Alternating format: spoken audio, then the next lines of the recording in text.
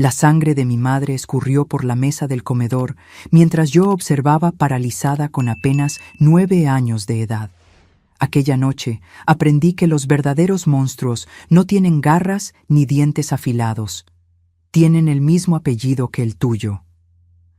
Me llamo Refugio Concepción Gutiérrez, hoy con 76 años. Mi cabello blanco y mis manos arrugadas esconden una historia que pocos conocen en este pequeño pueblo de San Juan del Río, en el interior de Michoacán. Los más jóvenes me ven solo como la dulcera de la plaza, aquella señora simpática que vende dulces de cajeta y palanquetas en las mañanas de domingo, siempre con una sonrisa en el rostro y una palabra amiga. Si me miran bien, notarán que sonrío con los labios, pero mis ojos guardan una tristeza antigua. Son marcas de una vida que comenzó siendo destruida, pero que poco a poco, con mucho sufrimiento, conseguí reconstruir. Contar esta historia remueve todo dentro de mí. Por eso quería pedirles que dejen su apoyo en los comentarios.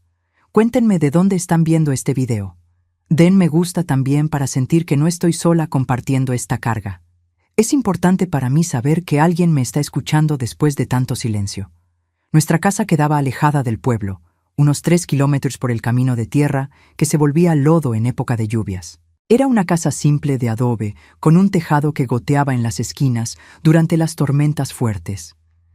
Teníamos un patio grande con árboles de guayaba y mango, gallinas escarbando por el terreno y un perro callejero llamado Solovino que ladraba a todo lo que se movía. Éramos una familia como tantas otras por ahí. Mi papá Gerardo, mi mamá Concepción, yo y mi hermano Toñito, 2 años menor que yo. Papá trabajaba en un aserradero y volvía a casa oliendo a madera y sudor.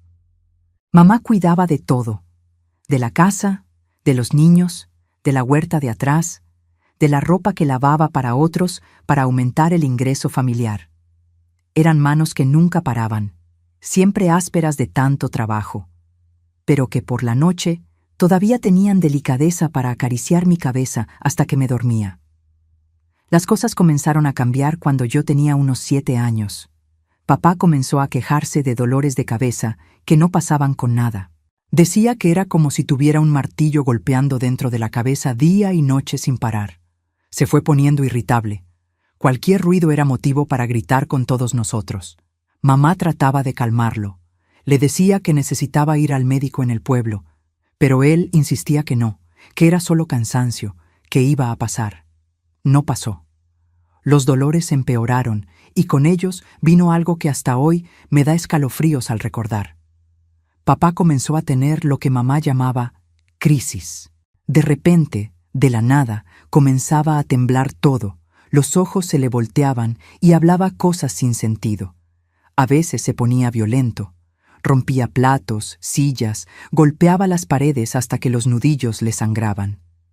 «Es epilepsia», dijo una vez doña Chole, nuestra vecina más cercana que vivía a unos 500 metros.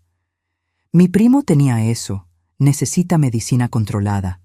Mamá convenció a papá para ir al centro de salud después de una crisis particularmente fea, cuando casi prende fuego a la casa porque creía que había bichos caminando en las paredes. El médico le recetó unas medicinas, pero eran caras, difíciles de encontrar, y papá raramente las tomaba como debía. Decía que lo dejaban atontado, que no podía trabajar bien con eso. Recuerdo a mamá escondiendo las medicinas en el café, tratando de engañarlo, pero papá se daba cuenta y se ponía furioso. «¿Me quieres envenenar, mujer?», gritaba, volteando la mesa, tirando todo al suelo. Toñito y yo corríamos debajo de la cama, abrazados, temblando de miedo. Las crisis fueron empeorando. Papá comenzó a ver y oír cosas que no existían. Conversaba con personas que no estaban ahí, discutía con voces dentro de su propia cabeza. Había días en que no reconocía a ninguno de nosotros, llamaba a mamá por otros nombres. Decía que yo y Toñito éramos hijos del diablo que habían entrado en su casa. Mamá trataba de protegernos como podía. Cuando percibía que una crisis se aproximaba, nos mandaba a casa de doña Chole o nos escondía en el cuartito de atrás donde guardábamos las herramientas y provisiones. «Quédate quietecita ahí con tu hermano», susurraba. «No hagas ruido, no importa lo que oigas». y oíamos cosas terribles. Gritos, objetos rompiéndose, el llanto ahogado de mamá, las acusaciones sin sentido de papá. A veces decía que ella tenía otros hombres, que estaba tratando de robarle el dinero, que quería matarlo mientras dormía. Un día de esos, cuando volvimos a casa después de una crisis, encontré a mamá sentada en el umbral de la puerta trasera, con el ojo morado y el labio partido. Ella trató de esconder con la mano, sonrió débilmente cuando me vio.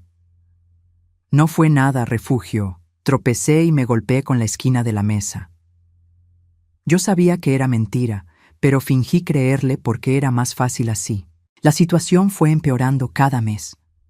Papá perdió el empleo en el aserradero después de tener una crisis violenta allá y amenazar a un compañero con un formón. Comenzó a beber más, mezclando tequila con las medicinas cuando las tomaba, lo que solo empeoraba todo. El dinero escaseó. Dependíamos cada vez más de lo que mamá ganaba lavando ropa y de lo que conseguíamos de nuestra pequeña huerta. ¿Por qué no nos vamos, mamá?, pregunté una noche después de que papá finalmente se había dormido tras romper la mitad de los platos de la cocina. Estábamos limpiando el desorden, tratando de hacer el mínimo ruido posible. ¿A dónde, mi hija?, respondió ella, los ojos cansados, más viejos que sus 32 años. No tengo familia viva ni dinero guardado. ¿Y tu papá? Él no es malo, Refugio, es la enfermedad.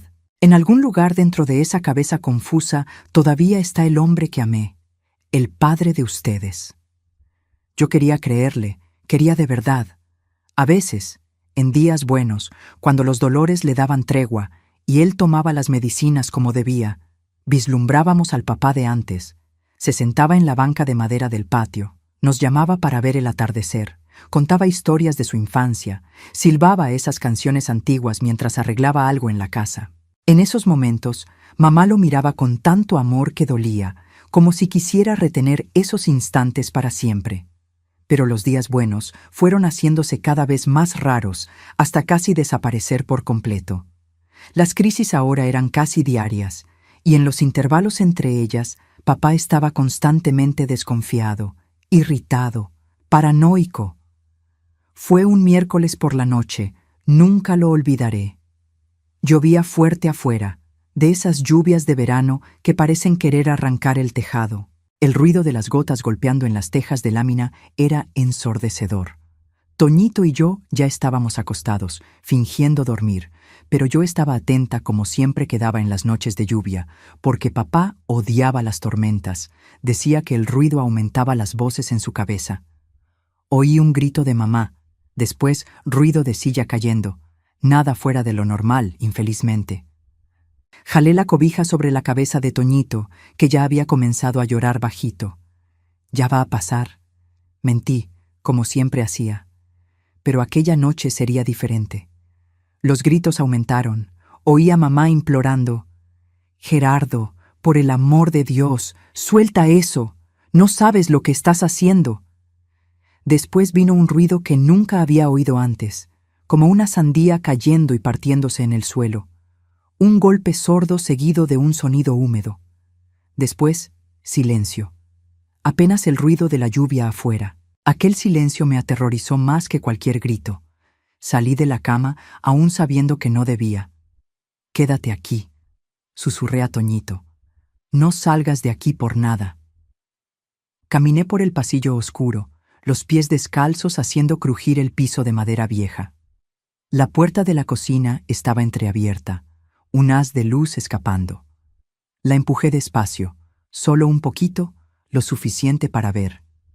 La imagen que encontré está grabada en mi mente hasta hoy, como una fotografía que nunca se desvanece. Mamá caída en el suelo de cemento frío, un hilo de sangre escurriendo de su cabeza, formando un charco que crecía lentamente. En la mano de papá, el molcajete de piedra que ella usaba para machacar chiles y especias, ahora manchado de rojo. Sus ojos estaban vidriosos, como si estuviera en trance. «Las voces pararon», dijo él, la voz calma como hace mucho tiempo no oía. Finalmente pararon. No sé si me vio allí, paralizada de horror. Sé que volví corriendo al cuarto. Tomé a Toñito de la mano y nos escondimos en el armario. donde quedamos abrazados, temblando hasta el amanecer. Lo que pasó aquella noche y en los días que siguieron es tan doloroso que, incluso después de casi 70 años, mis manos tiemblan al tratar de ponerlo en palabras. Pero necesito contarlo, necesito que sepan, porque la verdadera pesadilla apenas estaba comenzando. Cuando el sol salió aquel jueves, yo todavía estaba en el armario, sosteniendo a Toñito, que había conseguido dormirse entre sollozos. Todo mi cuerpo dolía de estar encogida, pero lo que más dolía era el silencio que dominaba la casa, un silencio pesado, como si el mundo hubiera dejado de respirar junto con mamá. Oí pasos por el pasillo, la puerta de nuestro cuarto abriéndose. ¡Refugio! ¡Toñito! La voz de papá sonaba normal, casi igual a la que yo conocía antes de que la enfermedad se apoderara de él. Por un segundo delirante, pensé que todo había sido una pesadilla terrible, que me despertaría y encontraría a mamá en la cocina preparando café, el olor de pan dulce llenando la casa. Pero no fue eso lo que pasó.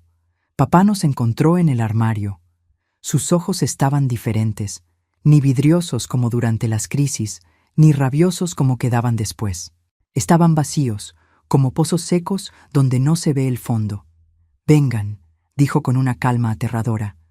«Necesitamos arreglar las cosas». Arreglar las cosas, como si pudiera reparar lo que había sucedido, como si pudiera pegar los pedazos de nuestra familia destrozada.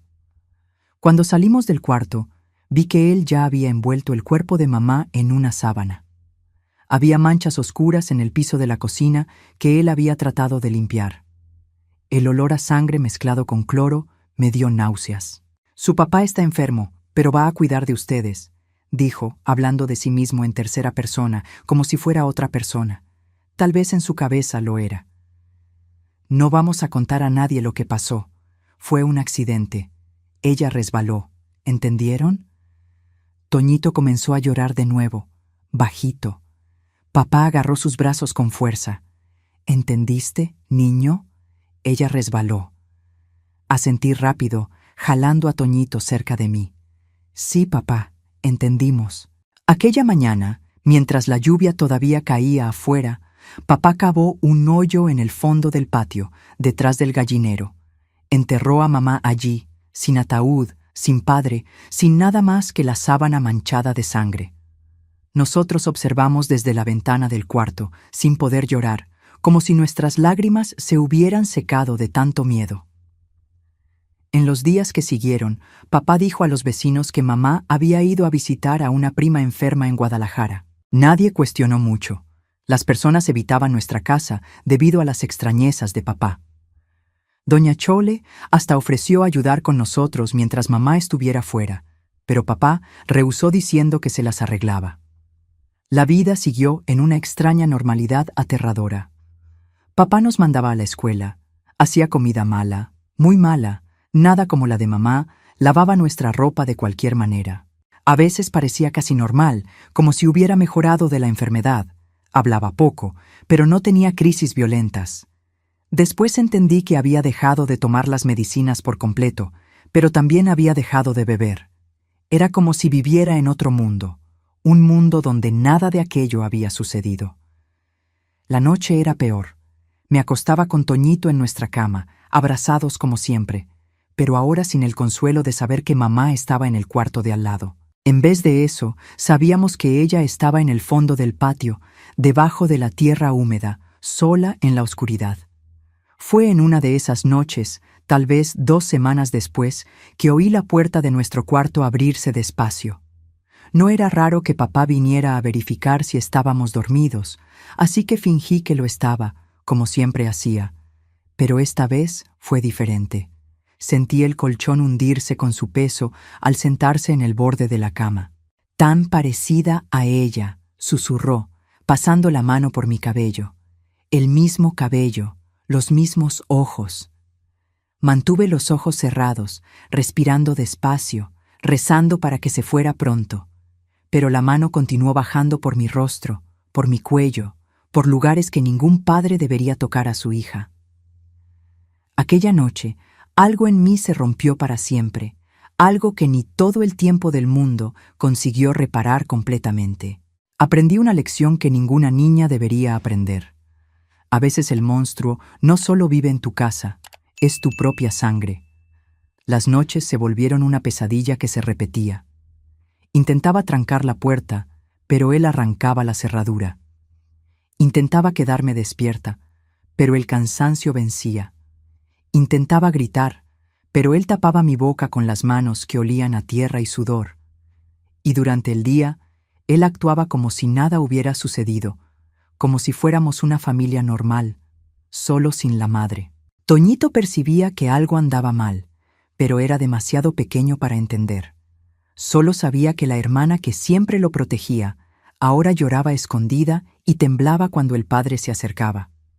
Comencé a mandarlo a dormir en casa de doña Chole siempre que podía, inventando excusas. Al menos él estaría seguro. En la escuela, mis notas se desplomaron. La maestra llamó a papá para conversar, preocupada con mi cambio repentino. Ella siempre estaba sonriendo. Ahora no habla con nadie. ¿Pasó algo, señor Gerardo? Es la falta de la madre, respondió él, el rostro compuesto en una máscara perfecta de padre preocupado. Todos la extrañamos mucho. Su prima está muy enferma. Va a demorar en volver. La maestra creyó, claro. ¿Quién sospecharía de aquel hombre de apariencia respetable, viudo, aunque nadie lo supiera, cuidando solo de los hijos? Intenté contarle una vez a doña Chole. Mi papá me hace cosas por la noche. Conseguí decir, la voz casi desapareciendo, cosas que no debería. Ella me miró con pena, pero también con desconfianza. Niña, no inventes historias. Tu papá está enfermo, hace cosas sin querer a veces, pero no es de eso de lo que estás hablando. Eso es cosa que viste en algún lado y estás confundiendo. Después de eso, no intenté más. ¿Quién creería a una niña de 9 años contra la palabra de un adulto? Los meses se arrastraron, cada día pareciendo una eternidad. Comencé a perder peso, a tener pesadillas terribles, a saltar de miedo cuando alguien me tocaba.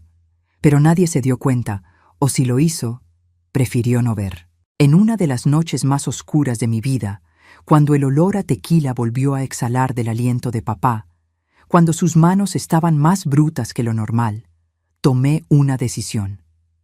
No podía seguir viviendo así. No podía dejar que aquello le sucediera también a Toñito cuando creciera un poco más.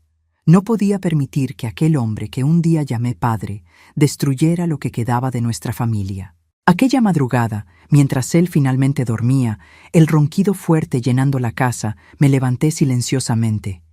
Mi decisión estaba tomada. Si nadie me ayudaría, tendría que ayudarme a mí misma.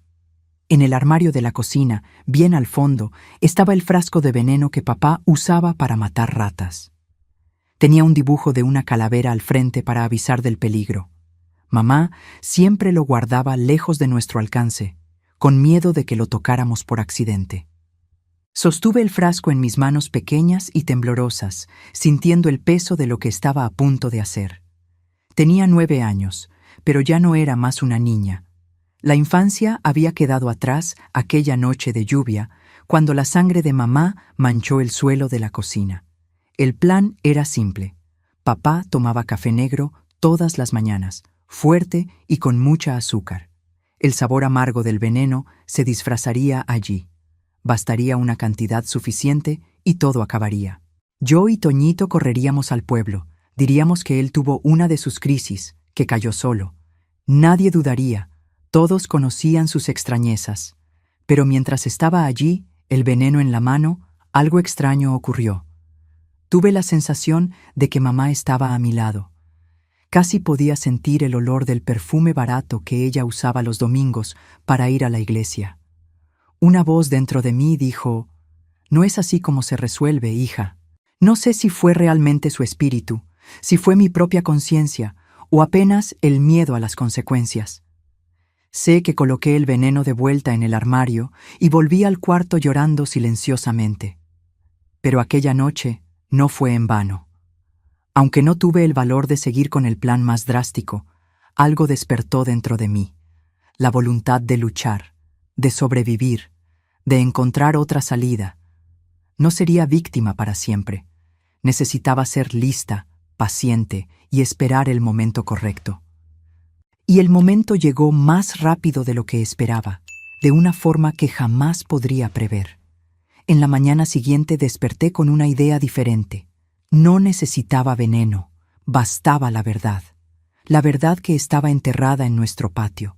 Aquella mañana me levanté diferente. Había una claridad dentro de mí que no sentía hace meses. Mientras preparaba el café, mirando por la ventana de la cocina hacia el lugar donde mamá estaba enterrada, decidí que la verdad sería mi arma. No podía usar veneno. Eso me haría igual a él. Pero podía usar la verdad enterrada en el patio, la verdad que nadie conocía además de nosotros tres. El teniente Méndez venía cada primer miércoles del mes a fiscalizar las familias más alejadas, ver si todo estaba en orden, si los niños estaban yendo a la escuela. Era parte del programa nuevo del gobierno. Faltaban 2 días para su visita. En aquellos 2 días, fingí mejor que nunca. Sonreí cuando papá me habló. No me encogí cuando se aproximó. Hice la comida del modo que le gustaba. Él extrañó al principio, mirándome desconfiado con aquellos ojos que ahora parecían siempre nublados, como el cielo antes de tormenta. «Estás diferente, niña. ¿Qué te pasa?» «Nada, papá. Solo extraño a mamá y pensé que necesitaba ayudar más en casa». Él pareció creer, o tal vez fue conveniente creer. Por la noche, cuando vino a mi cuarto, lo dejé hacer lo que quería sin luchar, tragándome el llanto y el asco, pensando apenas en los 2 días que faltaban, en la liberación que vendría. Cuando el teniente Méndez llegó aquel miércoles, montado en su caballo alazán, yo estaba esperando en la entrada. Había mandado a Toñito a quedarse en casa de doña Chole desde temprano, diciendo que iba a ayudar a papá a limpiar el gallinero y que daría un olor feo. «Buenos días, señor Méndez», saludé, tratando de parecer lo más normal posible. «Buenos días, pequeña. ¿Tu papá está?» «Sí, pero está durmiendo todavía. Tuvo una crisis anoche. La medicina lo deja somnoliento». El teniente asintió comprensivo.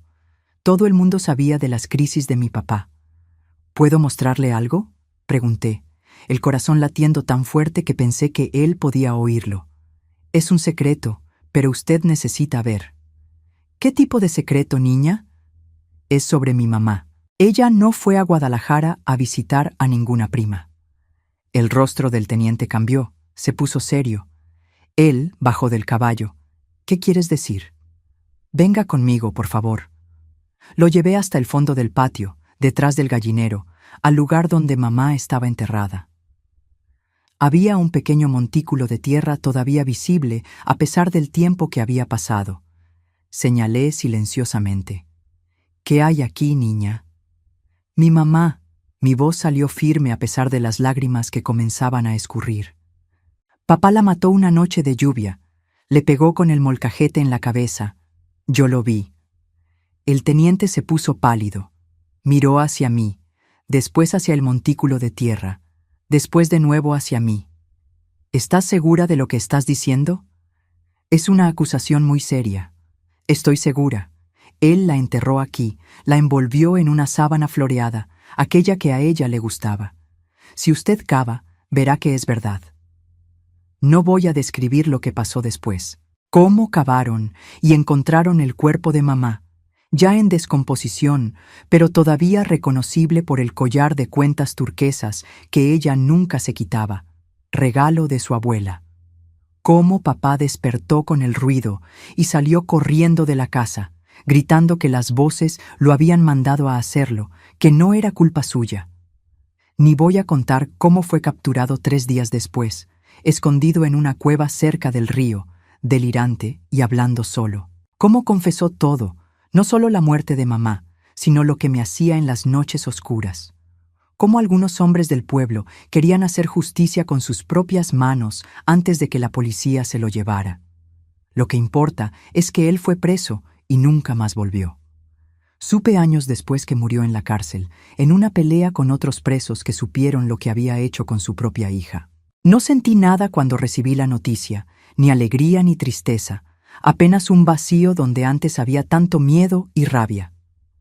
Yo y Toñito fuimos a vivir con la tía Socorro, hermana del papá que ni sabíamos que existía. Ella vivía en Ciudad de México, era soltera, trabajaba como enfermera en un hospital grande. Nunca había querido hijos, pero nos recibió con los brazos abiertos, como si nos hubiera esperado toda la vida. La sangre es la sangre, dijo cuando llegamos. 2 niños asustados, de la mano, con un pequeño bulto de ropa cada uno. Ustedes son familia. Tía Socorro era diferente de cualquier persona que ya hubiéramos conocido. Usaba pantalones en vez de vestidos, manejaba su propio coche, trabajaba fuera de casa y no tenía miedo de decir lo que pensaba. En el pueblo, las mujeres murmuraban que era demasiado moderna, que eso explicaba por qué no había conseguido marido. Pero para mí, ella era exactamente lo que necesitábamos. En los primeros meses tuve pesadillas casi todas las noches. Despertaba gritando, sudando frío, las imágenes de la sangre de mamá y de las manos de papá persiguiéndome en la oscuridad. Tía Socorro nunca se impacientó. Venía a mi cuarto, encendía la luz, teníamos luz eléctrica en la ciudad grande. Se sentaba en el borde de la cama y se quedaba conmigo hasta que me calmaba. Lo que te pasó fue terrible, Refugio, decía sin rodeos. Pero no define quién eres. Eres más que eso. Un día este dolor será solo una cicatriz, no más una herida abierta. Al principio no le creí. ¿Cómo podría superar algo tan horrible? ¿Cómo podría seguir una vida normal después de haber visto y vivido lo que viví? Pero la tía Socorro era persistente. Me inscribió en una buena escuela, arregló una psicóloga para atenderme, cosa que nunca había oído hablar en el pueblo. Me incentivó a hacer otras cosas, además de estudiar: natación, piano, pintura, cualquier cosa para ocupar la mente y el cuerpo, para construir nuevos recuerdos encima de los antiguos. Necesitas aprender a vivir de nuevo, niña, no solo sobrevivir. Con el tiempo, las pesadillas fueron volviéndose menos frecuentes.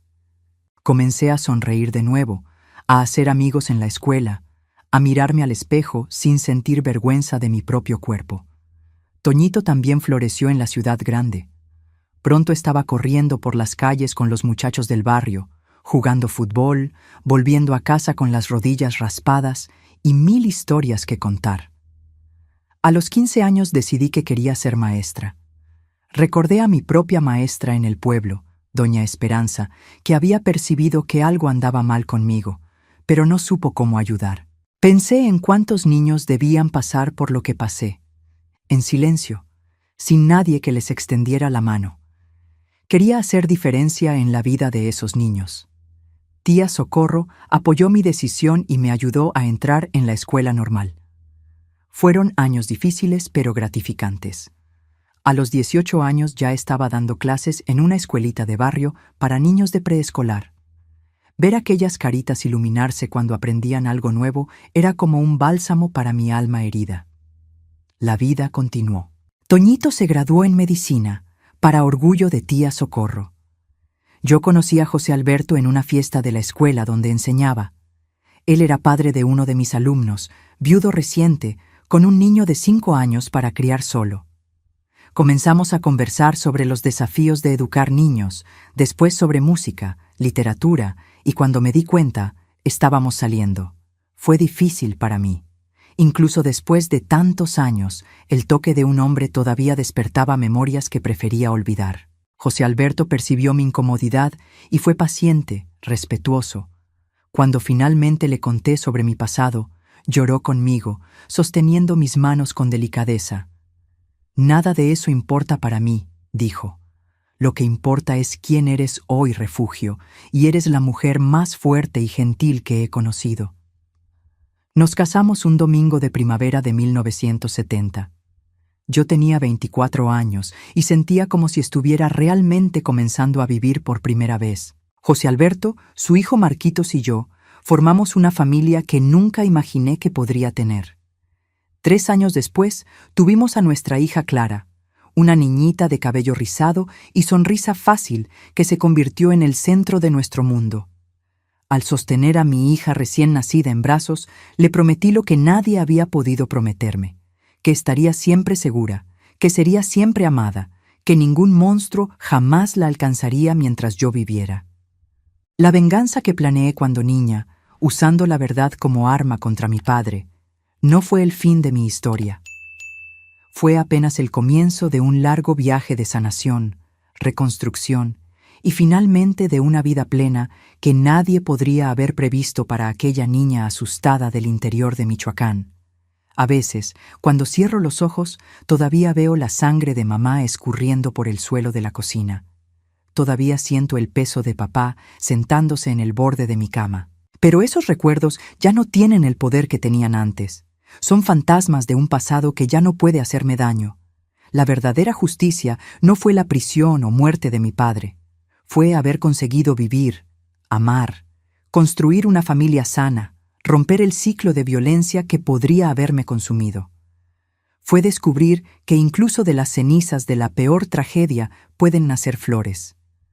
Los años pasaron, mis hijos crecieron, y muchas cosas cambiaron en México y en el mundo. Cuando miro hacia atrás, veo una vida llena de altibajos, como cualquier otra, pero las sombras del pasado nunca me abandonaron completamente. José Alberto fue un buen esposo, un hombre decente que me ayudó a reconstruir mi confianza en los demás y en mí misma. Estuvimos juntos por 35 años, hasta que un cáncer de pulmón se lo llevó en 2005. Fueron años buenos, a pesar de las dificultades normales de cualquier matrimonio.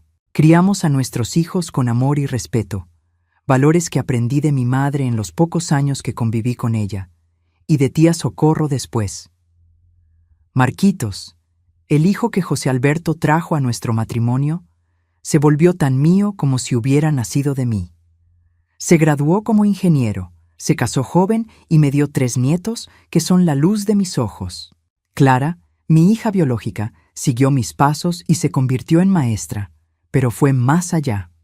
Hoy dirige una escuela para niños de escasos recursos en la periferia de la Ciudad de México. Toñito, mi hermano, desarrolló su carrera como médico pediatra. Siempre bromea que eligió cuidar niños por mi causa, porque yo cuidé de él cuando nadie más podía. Incluso con una vida aparentemente feliz y realizada, cargaba un secreto que pesaba dentro de mí. Durante décadas, nadie además de José Alberto, tía Socorro y Toñito, sabía lo que había pasado en aquella casa del pueblo. Ni mis hijos, ni mis colegas de trabajo, nadie.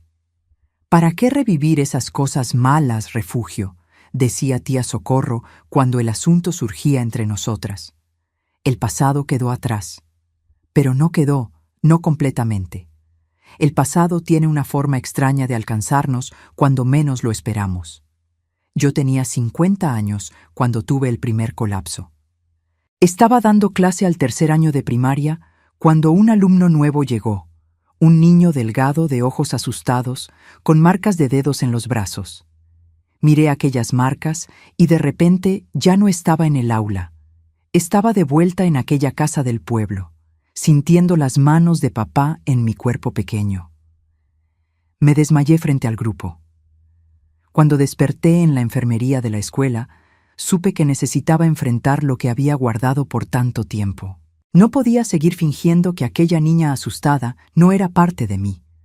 Fue cuando comencé a hacer terapia, ya en la mediana edad. La psicóloga, doctora Lucía, tenía la mitad de mi edad, pero una sabiduría que me impresionó desde el primer día. El trauma no desaparece con el tiempo, doña Refugio, me explicó. Se queda guardado en el cuerpo, en la memoria, pero podemos aprender a convivir con él de forma diferente. En los años que siguieron, desenterré recuerdos que había empujado al fondo de la mente. Lloré lágrimas que creí secas décadas atrás. Enfrenté la rabia, hacia mi madre por no haberme protegido mejor, hacia mi padre por haber destruido nuestra familia, hacia Dios por haber permitido todo aquello. La rabia es parte del proceso, decía la doctora Lucía. No necesita avergonzarse de ella. Poco a poco fui entendiendo que mi padre era un hombre enfermo, no solamente malo, que mi madre había hecho lo mejor que pudo con las herramientas que tenía, que yo misma, una niña de 9 años, no podría haber hecho diferente. El perdón no vino fácil, ni de una vez. Vino poco a poco, como gotas de lluvia que van llenando un balde. Primero perdoné a mi madre, después a mí misma. Mi padre fue el más difícil. A veces creo que todavía estoy en ese proceso. A los 60 años, tomé una decisión que cambiaría nuevamente el rumbo de mi vida. Resolví contar mi historia a mis hijos. Clara lloró cuando se lo conté. Marquitos se quedó en silencio, los ojos fijos en un punto distante, como si intentara procesar lo que estaba oyendo. Después me abrazaron de un modo que nunca lo habían hecho antes, no como hijos abrazando a la madre, sino como adultos intentando proteger a alguien que aman. «¿Por qué nunca nos contaste antes?», preguntó Clara, secándose las lágrimas. «Quería protegerlos», respondí con sinceridad. Quería que crecieran sin el peso de esta historia, y tal vez también tenía vergüenza, miedo al juicio. «¿Vergüenza de qué, mamá?». Marquitos parecía genuinamente sorprendido. «Usted fue una víctima, una sobreviviente». Aquella palabra, sobreviviente, resonó en mí por días. Nunca había pensado en mí misma así. Siempre fui la víctima, la pobrecita, la que cargaba cicatrices invisibles. Pero sobreviviente, eso sonaba como algo positivo, algo fuerte. Después de esa conversación, algo cambió dentro de mí. Comencé a hablar más abiertamente sobre mi experiencia. No a cualquiera, claro, pero a personas que podrían beneficiarse de oír que es posible reconstruir una vida después de tanto sufrimiento. Participé en grupos de apoyo para mujeres víctimas de violencia. Di charlas en escuelas sobre señales de abuso infantil. Me hice voluntaria en una casa de acogida para niños rescatados de hogares violentos. Con cada historia que contaba, con cada mano que estrechaba, el peso que cargaba parecía disminuir un poco. No porque estuviera olvidando, sino porque estaba dando un nuevo significado a aquellos recuerdos dolorosos. Ya no eran solo la historia de la niña que sufrió, eran la historia de la mujer que sobrevivió y decidió ayudar a otras a sobrevivir también. A los 70 años, cuando ya estaba jubilada de las aulas pero todavía activa en el voluntariado, recibí una invitación inusual. Una periodista quería entrevistar a sobrevivientes de abuso infantil para un documental. Mi nombre había sido sugerido por una de las coordinadoras de la casa de acogida. Mi primer impulso fue rechazar.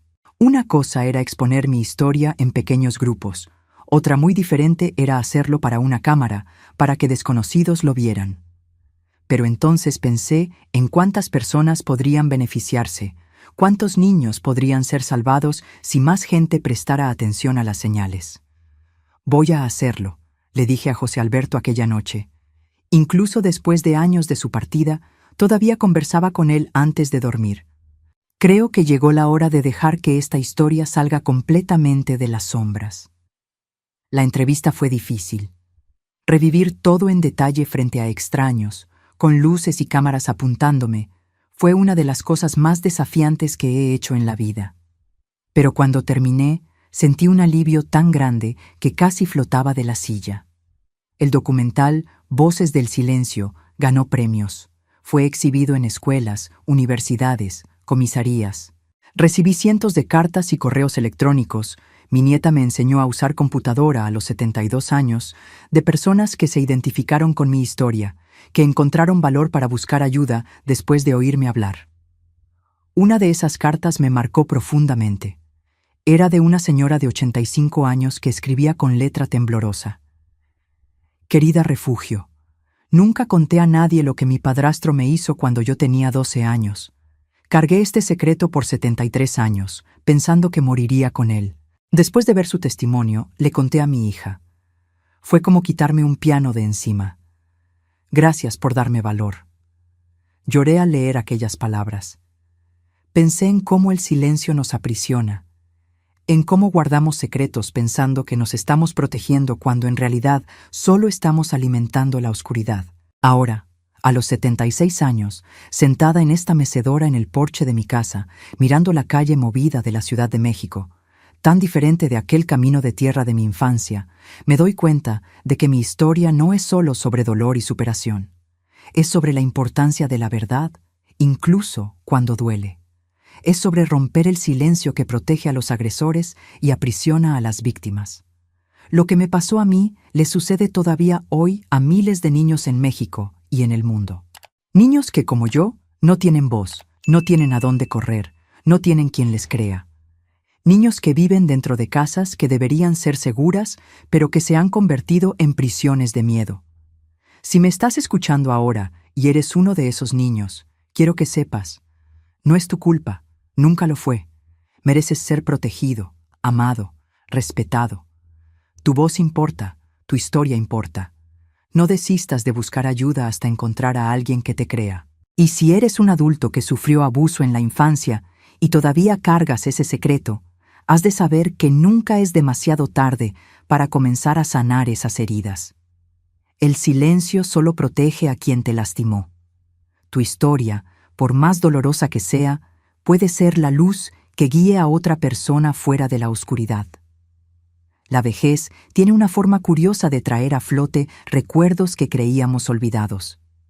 Ahora, cerca de mis 80 años, siento el pasado golpeando a la puerta con una fuerza renovada.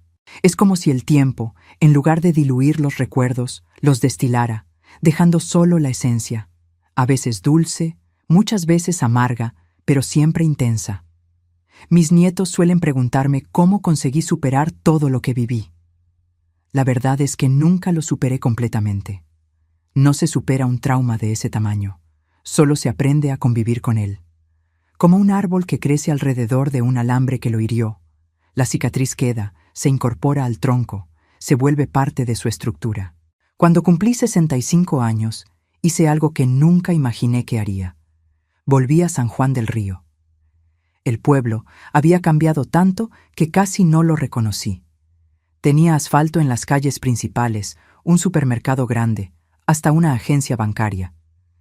El arroyo donde jugaba con Toñito había sido canalizado. La casa donde crecí ya no existía. En su lugar había una panadería con mesas en la acera. Caminé hasta el lugar donde quedaba nuestra propiedad, donde todo sucedió. Un joven mesero me sirvió café. Me senté allí, exactamente sobre el terreno donde un día mi madre fue enterrada apresuradamente, donde mi infancia fue destruida en una noche de lluvia. El café estaba caliente y dulce. Lo bebí despacio, sintiendo el calor bajar por mi garganta, espantando el frío que siempre me invade cuando visito ese pasado. ¿Usted es de aquí?, preguntó el muchacho, notando mi mirada perdida. Lo fui, hace mucho tiempo. No conté más nada. ¿Qué sentido tendría? Aquel muchacho no había nacido cuando todo sucedió.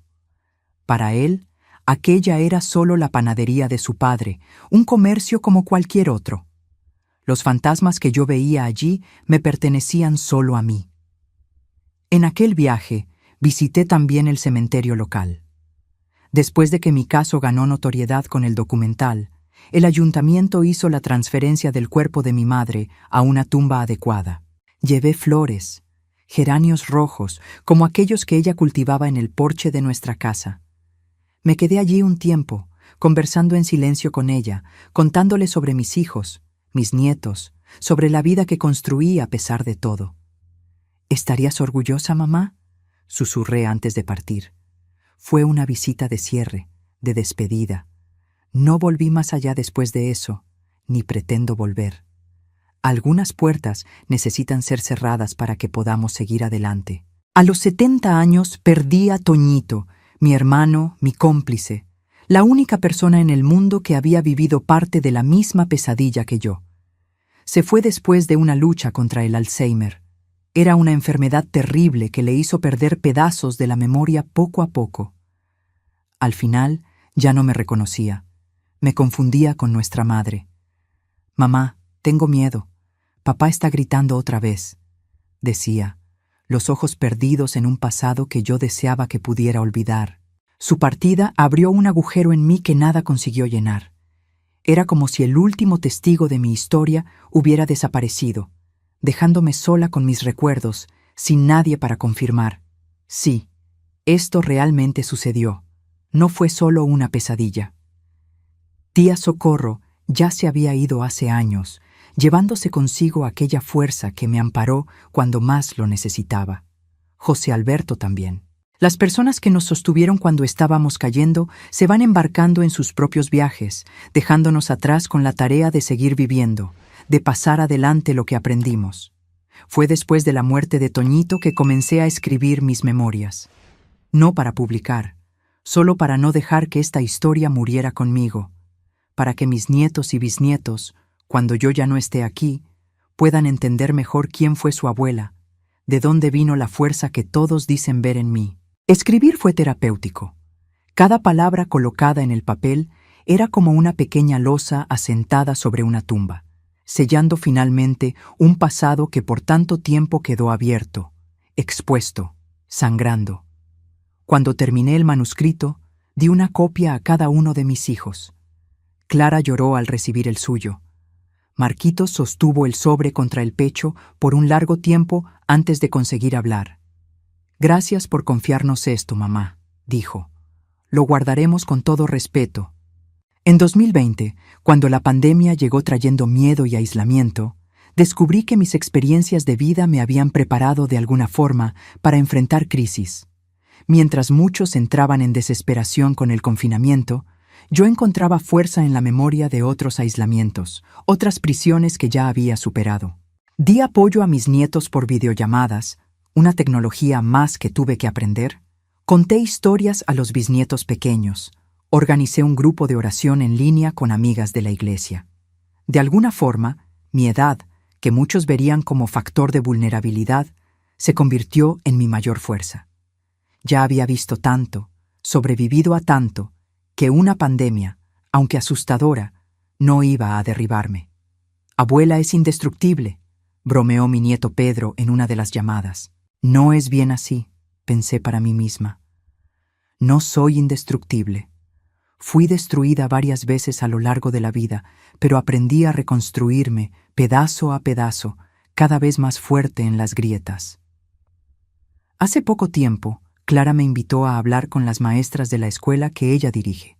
Era una capacitación sobre identificación de señales de abuso infantil. Dudé al principio. Ya estoy demasiado vieja para estas cosas, pensé, pero acabé aceptando. Sentada frente a aquellas mujeres jóvenes, llenas de energía y esperanza, conté una vez más mi historia. Hablé de la lluvia fuerte aquella noche, del sonido que hizo el molcajete al golpear la cabeza de mi madre, de las manos de mi padre violando mi inocencia, de la decisión de usar la verdad como arma contra él. Hablé también de la reconstrucción, de la terapia, del perdón difícil e incompleto. Cuando terminé, una joven maestra levantó la mano. Tenía lágrimas en los ojos. ¿Cómo consiguió no volverse una persona amargada después de todo eso? La pregunta me cogió desprevenida. Nunca había pensado mucho sobre eso. Después de algunos segundos de reflexión, respondí. Creo que fue una elección diaria. Cada mañana al despertar tenía que decidir. ¿Voy a dejar que lo que me pasó defina quién soy hoy? ¿O voy a usar esto como fuerza para construir algo diferente? No siempre fue fácil elegir el camino más difícil. Hubo días en que el amargor parecía la única opción posible, pero en algún momento me di cuenta de que si elegía el odio y la amargura, mi padre continuaría destruyéndome incluso después de muerto, y yo no podía permitir eso. Envejecer es enfrentar la finitud con más claridad cada día. A los 76 años sé que tengo más pasado que futuro por delante, pero eso no me asusta tanto como debería. Viví lo suficiente, amé lo suficiente, sufrí más que suficiente. Estoy preparada para lo que venga después, sea lo que sea. Miro hacia atrás y veo un largo camino sinuoso. Algunas partes fueron tan oscuras que apenas conseguía ver un palmo adelante. Otras fueron iluminadas por un tipo de alegría que solo quien conoció el dolor profundo consigue realmente apreciar. Fue una vida llena, completa, con sus dolores y bellezas. Si pudiera dar un consejo a aquella niña de 9 años asustada, escondida en un armario mientras su mundo se derrumbaba, diría apenas: «Aguanta firme, pequeña. El camino será largo y difícil, pero lo conseguirás. Un día serás una anciana sentada en un porche mirando el atardecer, rodeada de personas que te aman.